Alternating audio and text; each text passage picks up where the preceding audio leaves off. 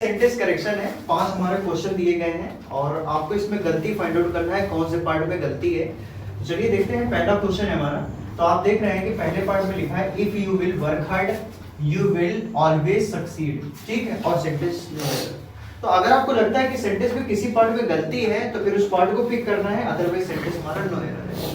आपने देखा यहाँ पे इफ लगा हुआ है और मैंने आपको कंडीशनल सेंटेंस पढ़ाया था कि जिस क्लास में हमारा इफ लगा हो, यानी हमारा सेंटेंस जो होता है वो दो पार्ट में जैसे डिवाइड होता है, तो जिस पार्ट में हमारा इफ लगा है उस पार्ट में हमें विल एंड शैल का यूज नहीं करना है। उसको हमें किससे डील करना है? प्रेजेंट इंडेफिनिट से। प्रेजेंट इंडेफिनिट से ट्रीट करेंगे। अब प्रेजेंट इंडेफिनिट से ट्रीट करेंगे तो यहाँ पे विल नहीं होगा, क्या हो जाएगा? If you work hard. अब हमारा सेंटेंस कैसा है?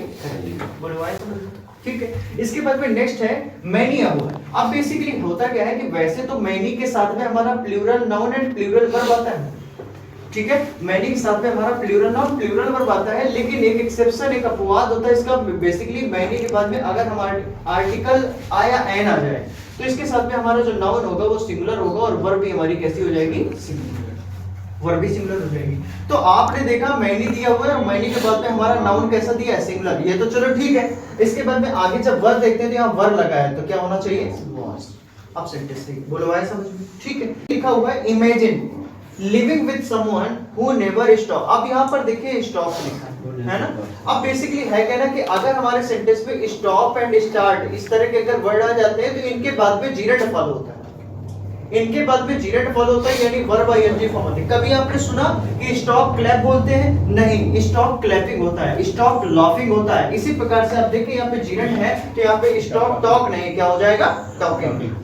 अब हमारा ये सेंटेंस करेक्ट है। Is it clear now? Now next question. अगला क्वेश्चन देखिए, अगर हमारे सेंटेंस में नो सूनर दिया है तो मैंने आपको बताया था कि एक पैटर्न काम करता है। अगर हमारे सेंटेंस में नो सूनर है तो ये किसको फॉलो करता है? देन को फॉलो करता है। किसको फॉलो करता है? देन को। तो आपने देखा no sooner did I open the door, यहाँ पे व्हेन लिखा है तो व्हेन की जगह पे क्या कर देंगे? देन। तो यहाँ देन कर देंगे, क्वेश्चन हमारा करेक्ट। ओके। इसके बाद में नेक्स्ट है अगला 5th number question, the students. अब स्टूडेंट्स से प्लूरल है तो यहाँ पे वर्ब होगा, ये बात तो पक्की है। तो यहाँ तो क्लियर, इसमें कोई दिक्कत नहीं है। लेकिन यहाँ पे देख रहे हैं अवेटिंग लिखा है, अवेटिंग फॉर। देखिए अवेट होता है और अवेट का मतलब होता है वेट फॉर। क्या होता है? Wait for. अवेट का जब मतलब वेट फॉर है तो फिर अवेटिंग फॉर कैसे हो सकता है?